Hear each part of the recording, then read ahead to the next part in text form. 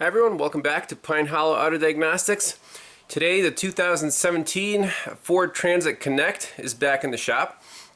It's gone about 3,000 miles since we repaired the water leak in the cowl and cleaned up the contacts for the water temperature sensor that was causing a crank no start condition. And it's been driving fine, but we had a couple days of rain recently. And the owner said the next morning he went to start it and it didn't crank. It was like click, click, click, you know, dead, kind of a low battery condition. It jump started fine, but then it ran rough. And it sounds like it has a single cylinder misfire now. So are all these problems related? Battery drain, misfire.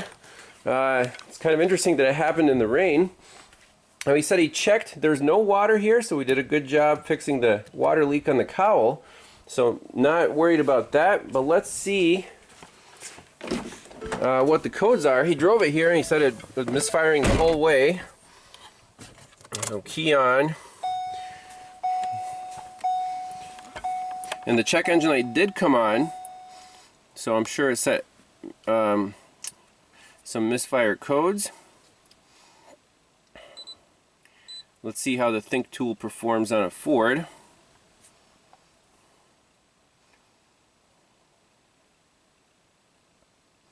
Yep, 2017 Transit Connect. Yes.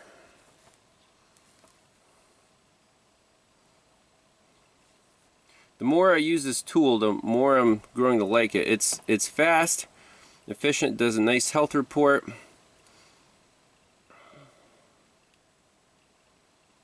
Man, it's got a lot of codes in there.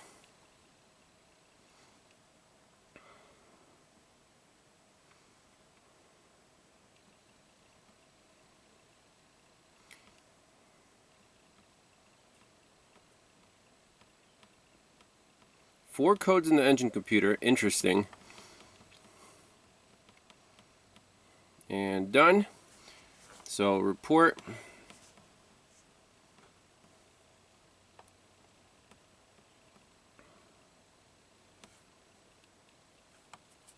Save. Pre-repair. So that's a good habit to get into. Just do a full health report right away before you touch anything. That way we'll know, before and after what happened. So we got battery voltage, LIN bus, control module ground A, PATS anti-theft system, missing communication with radio, invalid data from instrument panel, battery voltage again, and there's some misfires, 3 and 4, misfire detected on startup. Okay.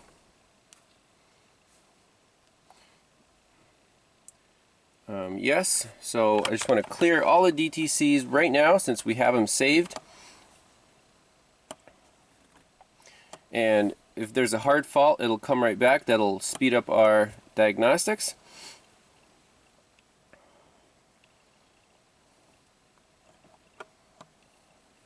Okay, so all green check marks. Let's go right into the PCM.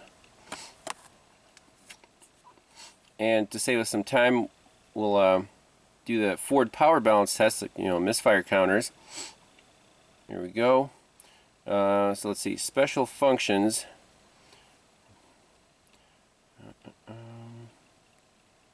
Power balance.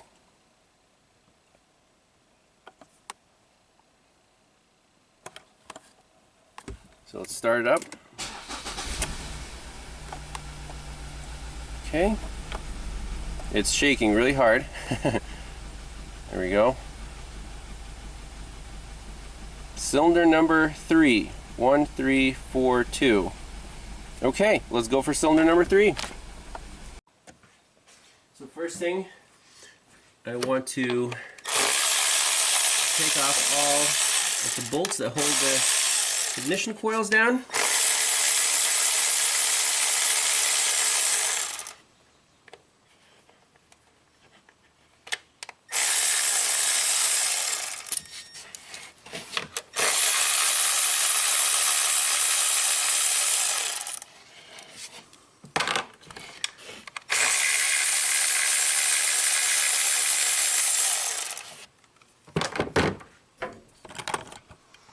Okay, so when I unscrewed the ignition coils, you can see number 3 got like crooked. So I think it was just installed wrong. So let's pop it down onto the spark plug. I think this thing should just start up and run just fine. Let's see. Yay. That was the quickest Misfire repair ever. Right into our power balance.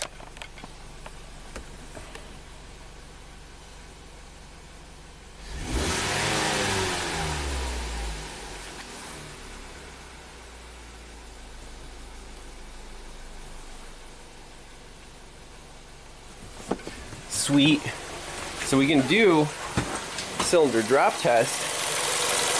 So if you lift up the coil, you can hear each one sparking.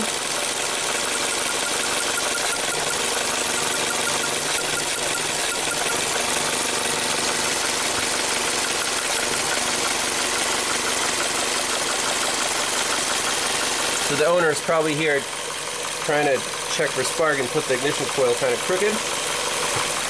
So that's good news, no parts required on that one. Now let's check the battery and check for a parasitic draw.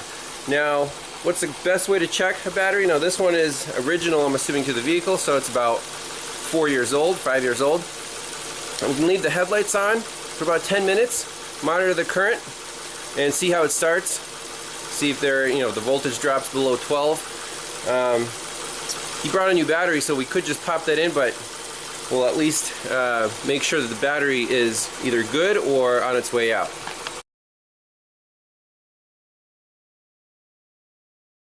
Alright, so for the battery check, let's just turn on the headlights.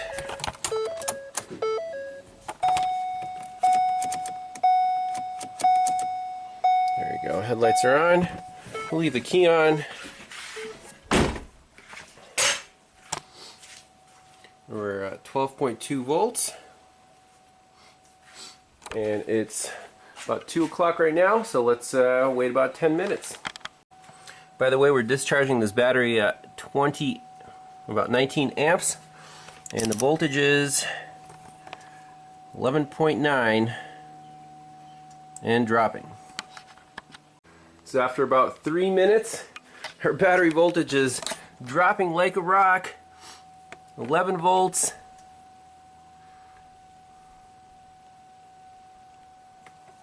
Uh-oh. Let's turn off the headlights, turn the key off. Probably won't start. Yeah, back up to 12. Ready? Yep. So battery's definitely shot. It couldn't, draw 20 amps for more than 2 minutes. No crank. Clock reset. I'm sure we got some codes. So let's install the new battery. We can jump start it and see if this one accepts the charge. I'm pretty sure it'll be, the capacity is just done because it had that problem before with the long crank time, and he said they killed the battery during the winter. That probably shortened its life significantly. So we're using the ASTRO jump pack. This actually got a really good review on Project Farm. I've been really happy with it. That and the Truck Pal are my two favorites. So push the button. Got 14 volts. This thing should fire right up.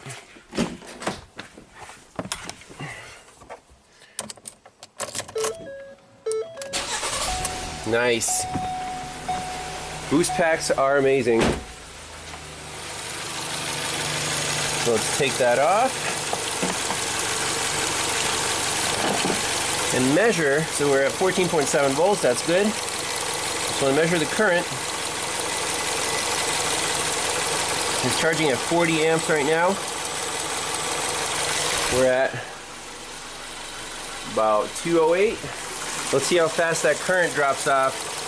It should only charge for a couple minutes and then be fully charged because the battery can't hold that much charge. So after a few minutes, we're down to about 10 amps. So that's another way to check if your battery, if it's completely dead, and it's still a good battery, it'll charge at, you know, over 30 amps for like at least 15 minutes. This one's lost some capacity, so let's put in a new one. Alrighty, new battery is in. Took a little while to install it under the cowl there, but we're at 12.5 volts. Let's fire it up. Check the charging system. I also want to do a parasitic draw test just in case. Alright, here we go. Key on.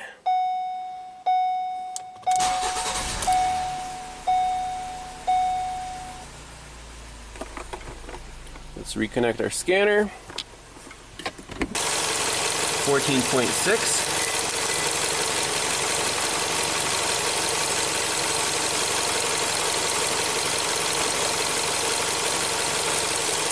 Now, why are we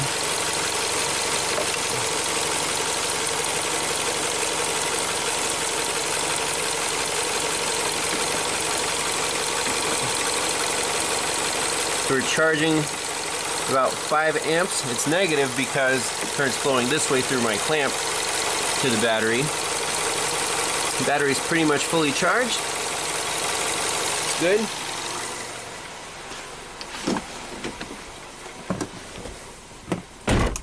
Let's do key off, key on, and just rescan for codes. We'll also turn the lights on and make sure this battery is top notch.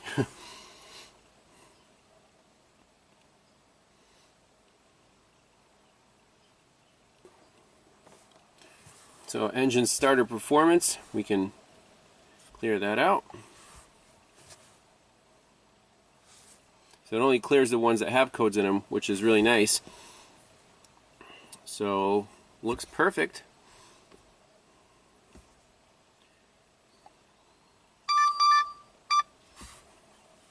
And last thing, parasitic battery drain.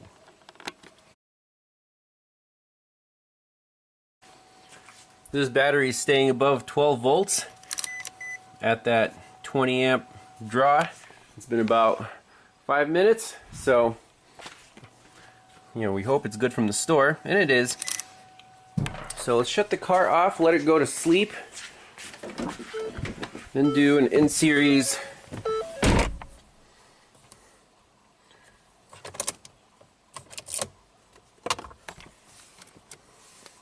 battery draw test.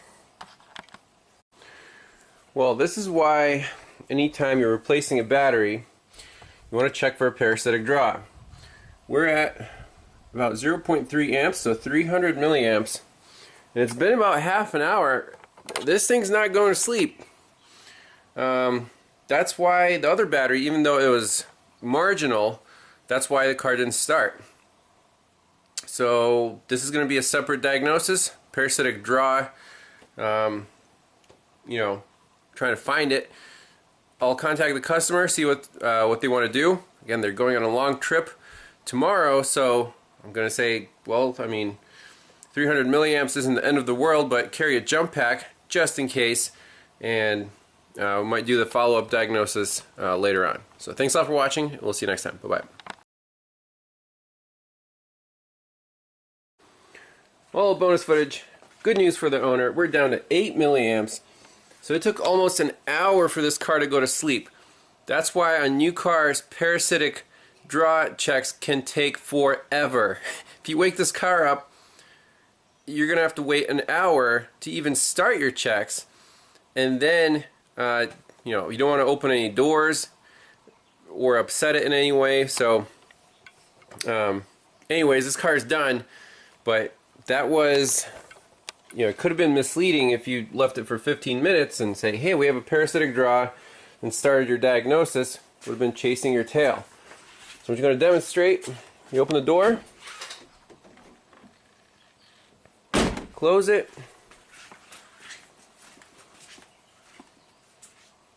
About 4 amps, and it's going to drop down to that 300 milliamps in about 1 minute, and it'll stay there for a long time. So you can see the modules going to sleep one by one.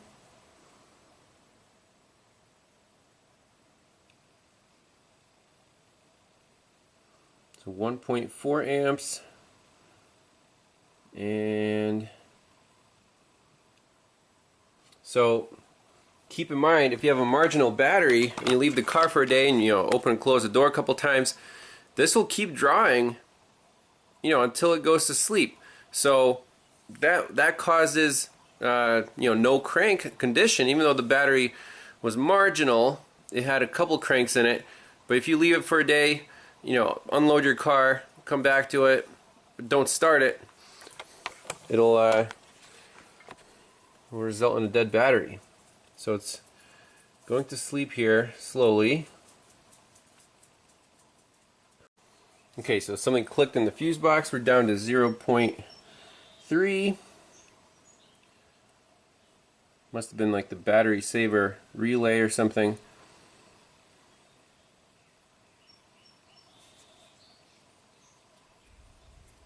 So it's going to sit there for about an hour.